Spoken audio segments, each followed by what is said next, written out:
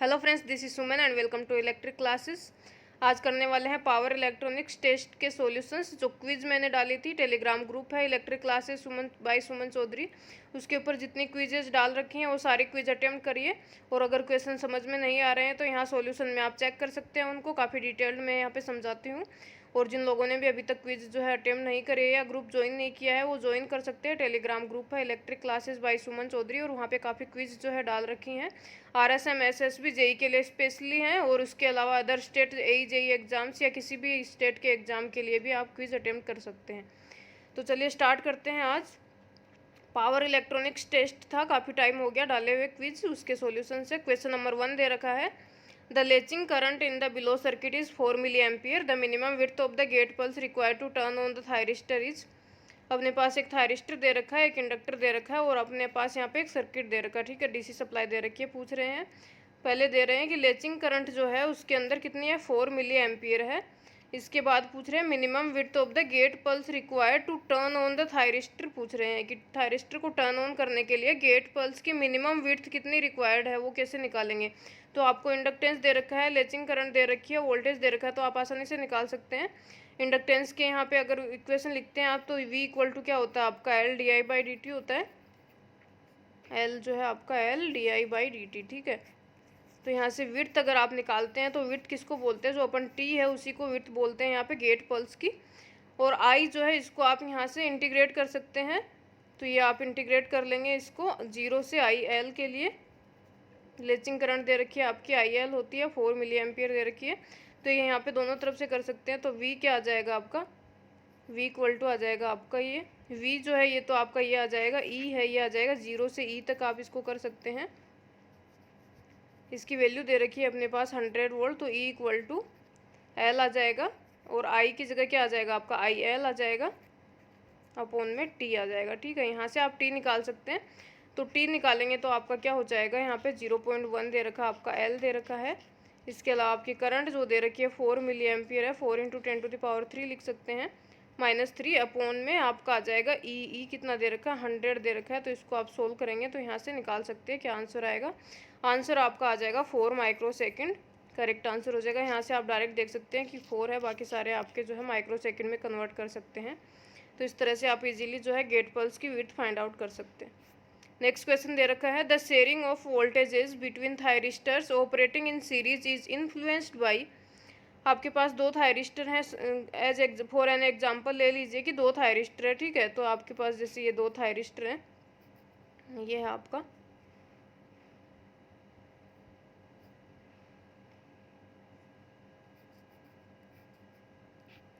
ठीक है, यहाँ पे दो थायरिस्टर आपके सीरीज में कनेक्टेड है। इसके अक्रॉस वोल्टेज क्या हो जाएगा आपका V1 हो जाएगा, ये मान लो ये आपका हो जाएगा V2। इसमें दे रखा है सीरीज में अगर आपके कनेक्टेड हैं तो वोल्टेज किस बेसिस पे शेयर करेंगे, या फिर वोल्टेज जो शेयर करेंगे वो किससे इन्फ्लुएंस्ड है। ठीक है, ऑप्शंस में दे रखे हैं आपके di/dt capabilities, dV/dt junction temperature and static VI characteristics and leakage currents. तो जब अपन करेक्टरिस्टिक्स की बात करते हैं यहाँ पे, तो ये आपका क्या हो जाता है, एनोड वोल्टेज हो जाता है, ये आपका एनोड करंट हो जाती है यहाँ पे, और आपकी ये क्या है, मिनिमम करंट I नोड हो जाती है।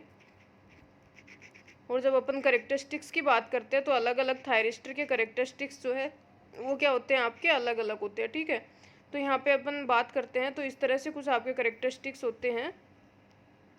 ठीक है, ऐसे यहाँ पे ब्रेकडाउन वोल्टेज आ जाता है आपका, और उसके बाद यहाँ पे चले जाते हैं बिल्कुल इस तरह से, और फिर ये इस तरह से आपका ये तो क्या होता है आपका फॉरवर्ड ब्लॉकिंग रीजन हो जाता है, या आपका फॉरवर्ड कंडक्शन रीजन हो जाता है। यहाँ पे आपका ब्रेकडाउन वोल्टेज आता है।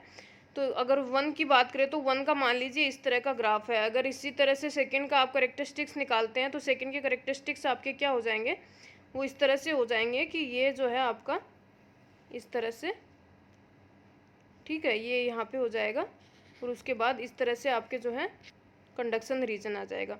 अब अगर आप बात करते हैं I नोड की, यहाँ पे जैसे कट कर रहा है तो आपका पहले वाले का वोल्टेज जो देखेंगे आपका यहाँ पे है वोल्टेज शेयर कर रहा है, दूसरा वाला वोल्टेज इतना शेयर कर रहा है। तो वोल्टेज जो है डिफरेंट शेयर करते हैं इनहेरेंट करेक्टरिस्टिक्स की वजह से, और जो VI करेक्टरिस्टिक्स हैं वो इसकी वजह से वेरी करते हैं। वोल्टेज शेयरिंग जो है आपका VI करेक्टरिस्टिक्स पे डिपेंड करता है कि आपके करेक्टरिस्टिक्स किस तरह के आ रहे हैं, और उसी हिसाब से वोल्टेज को शेयर करते हैं।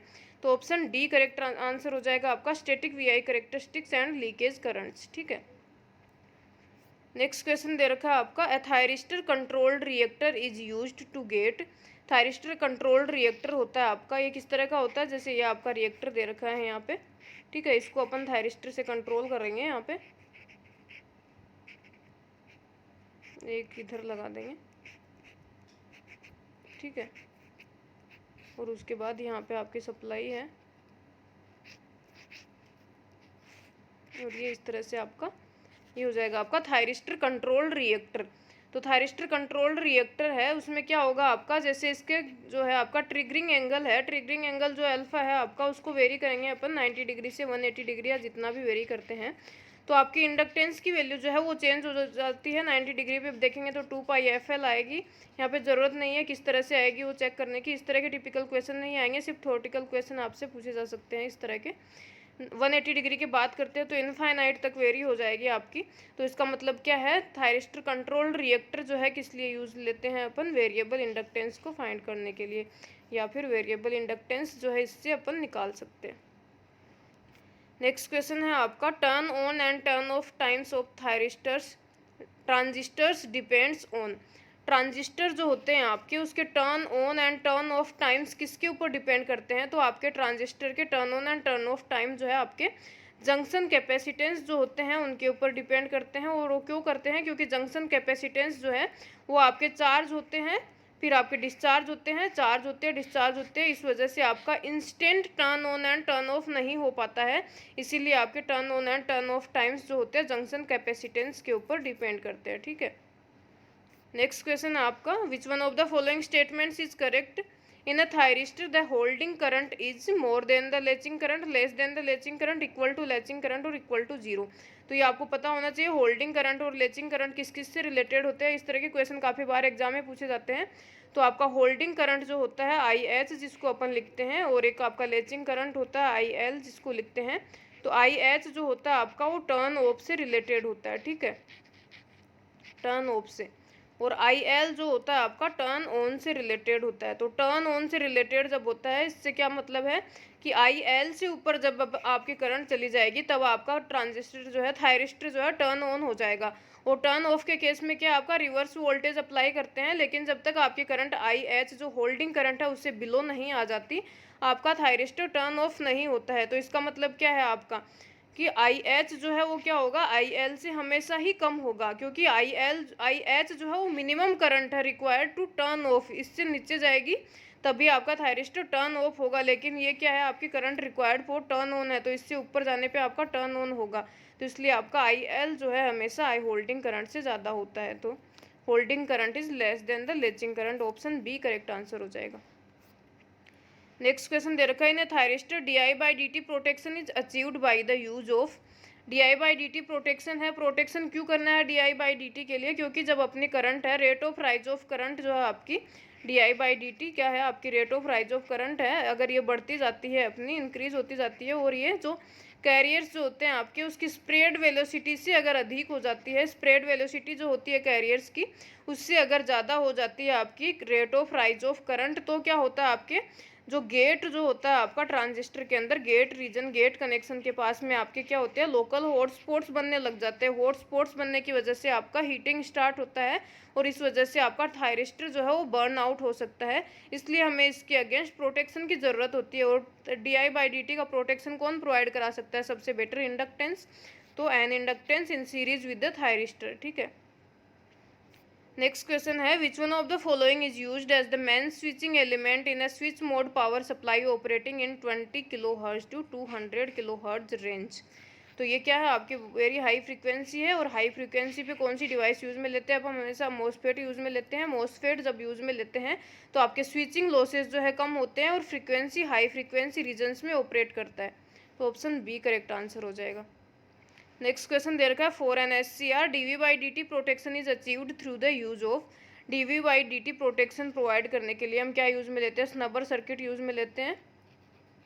ठीक है, स्नबर सर्किट यूज में लेते हैं। और स्नबर सर्किट क्या होता है आपका, RC in parallel with transistor. ठीक है, थायरिस्टर, ट्रांजिस्टर नहीं। तो ऑप्शन सी करेक्ट आंसर हो जाएगा, RC across SCR। Next question दे रखा है आपका a reverse conducting thyristor normally replaces.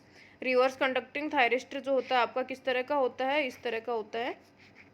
ये यहाँ पे आपका एक थायरिस्टर लगा रहता है और इसके एंटी पैरेलल में डायोड लगा रहता है। ठीक है, ये आपका रिवर्स कंडक्टिंग थायरिस्टर की यूनिट है। तो ये क्या हो जाएगा, combination of thyristor and anti parallel diode. तो ऑप्शन बी करेक्ट आंसर हो जाएगा। नेक्स्ट क्वेश्चन दे रखा है an SCR is in conducting state, a reverse voltage is applied between anode and cathode but fails to turn off, what could be the reason। Upon thyristor को turn off करने के लिए क्या करते हैं, एनोड एंड कैथोड के बीच में reverse voltage apply करते हैं। लेकिन अगर आपका thyristor fails to turn off, इसका क्या रीजन हो सकता है कि आपकी जो एनोड करंट है वो होल्डिंग करंट से बिलो नहीं गई है, इसलिए आपका थायरिस्टर जो है टर्न ऑफ नहीं हो पा रहा है। तो ऑप्शन सी करेक्ट आंसर हो जाएगा, the anode current is more than the holding current. ठीक है,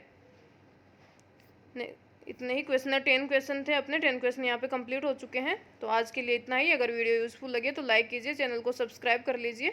आने वाले वीडियोस के लिए बेल आइकन नोटिफिकेशन ऑन कर लीजिए। और आपका जो है जो टेलीग्राम ग्रुप ज्वाइन कर लीजिए, वहाँ पे क्विज आप अटेम्प्ट कर सकते हैं डेली बेसिस पे। Thank you so much and have a nice day.